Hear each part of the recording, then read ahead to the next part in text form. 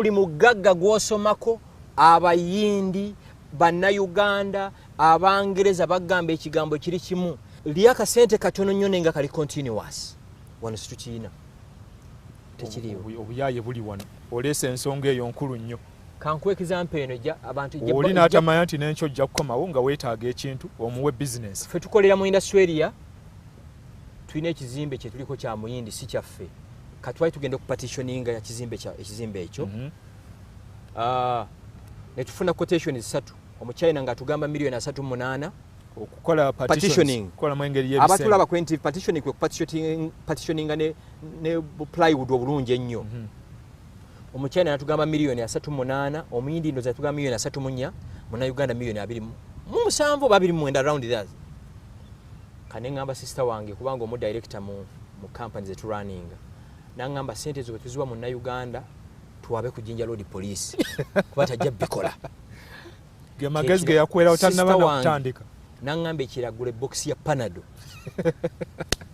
kati ne tutwala tusalawo mu business kino kikulu nnyo mumanyi mujja kumpala mpati owati omu China business nze mu business ntunulira value kijo nyongeddeko ne bobera muganda nga tulina value yongera ku business tojimuwa muntu tojimuwa kubanga URA ebwe bensaba omusolo gwayo tembuza bannayuganda bamekabe na creatingira emirimu ye yagala muki musolo kati nga tusalawo tujiwe mu omuchina million 3.8 omuchina ngangamba me give that job me for the finish oluzungu lwabo lumanyi wali okyegereza nti omuntu oluzungu lwabiraka nawe otandika odwogera nga kizizeyo ku bantu abataano bosiiba nabo tegeragane bulungi kakati waliwo abajerega abachina mutebamanyi luzungu mbasekeredde okwogera oluzungu olulungi ng'oli mwava si kye kireeta ssente oluzungu teruleeta ssente. President Kagame yatugamba nti okusoma ng'okusoma tekugenda kukyusa bulamu bwo n'abantu abakuliraanye atasomye asinga ompulidde okusoma oluzungu ng'oyogera oluzungu ologera mu nnyindo naye ng'olinnya taxi n'otula n'abantu 14 nga buli omu tomanyi gye yavudde ono alyamberenga ono magi ono binyeebwa ono mwanyi ataasoma kusinga kubanga bakoma mu P7 atandikira mu garage n'amalira kuki ku mulimo ne mu Serena tebabuuza oyogera luzungu lw'enkanashi baba tulete wine sente tebakubuuza wava Gomba Gashumba wava Vira Maria Masaka wava Kiruhura tibagala kumanya bobo olamuze ettaka bakubuuza gye wasomera bobo ogula tikiti y'ennyonyi sente abalangira ku NTV bwe bajja okusasula biiru zammwe mubabuuza gye bajja sente baagala ki kati omuchina nga tugamba me 4 days not 4 days give me 4 day finish work nanga but pay deposit 50% deliver material site pay balance nti sasuleko 50% kwa 3.8 ate bwatuusa material ku site muwe balance ne mugamba no I'm giving you 20 million start work. Nengamba sister wange nti moyo million 2. Netusasula million 2 deposit. Twamuwa sente ku sawa zalinganga 3 ez'okumakya. Ku sawa ezawera mukaaga nga material yonna amaze gituusa ku site. Bakolanga okuva ku makya paka mukaaga gwa kiro.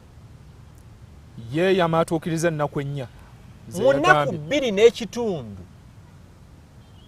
Nagamba now stop work. Olwamaze bimaze okuyimirira byonna enzigi amazo ziteeka mu frame musigadde ziwanga muki nzigi nangamba now me finish work pay balance no pay balance no continue no finish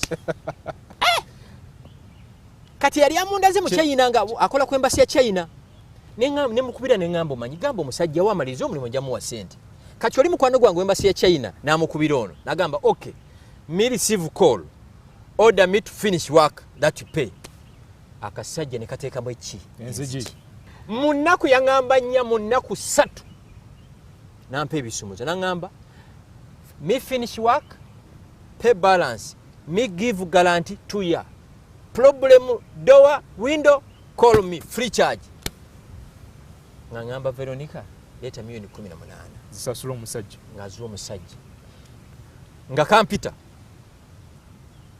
katula wansi ku floor nange ntula wansi twasuna bateeka mu bintu nga kangamba me been Uganda 7 year not seen Uganda like you. Nemuza why? Uganda no pay. Finish work, run away. Bamunyumiza tuli babbi. Nti mwolumala okola emirimu nga tudduka susasula. Na Uganda. Can you imagine? Kyekifaananyi kye batuyinako. Ekyewuunyisa mu story eno okuva lwe nalaba omukyayina oyo n'akakola naye bizinesi ze simanyi bungi olw'okuba namusasulirawo. Kati gwalaba NTV essaawa zino. Njagala oyimirire leero. Genda mu kinaabiro omale okunaaba omubiri. Osigale ng'oli bwereere nga bwe wazaalibwa. Yimirira mu dressing mirror. Teyeekuba kifaananyi. Teweekuba bino ebifaananyi by'abagwenyufu. Yimirira mu dressing mirror obuuze omuntu gwola mu dressing mirror ng'olimu mu kinaabiro bw'omu oba mu kisenge kyo. Ti musajja gwe oba mukazi gwe bwe naakola ssente ononsasula. Ojja kweddamu. Empisa zaffe zitulemesezza obugagga. Buli gwokolagana naye tomusasula obba mubbe. Ennaku ezo waliwo gwe nakubidde essimu ne mugamba aleke ssente ze mbadde mu banja. Namuyambako abeeko byatuukiza ne mugaa kanzikufunire.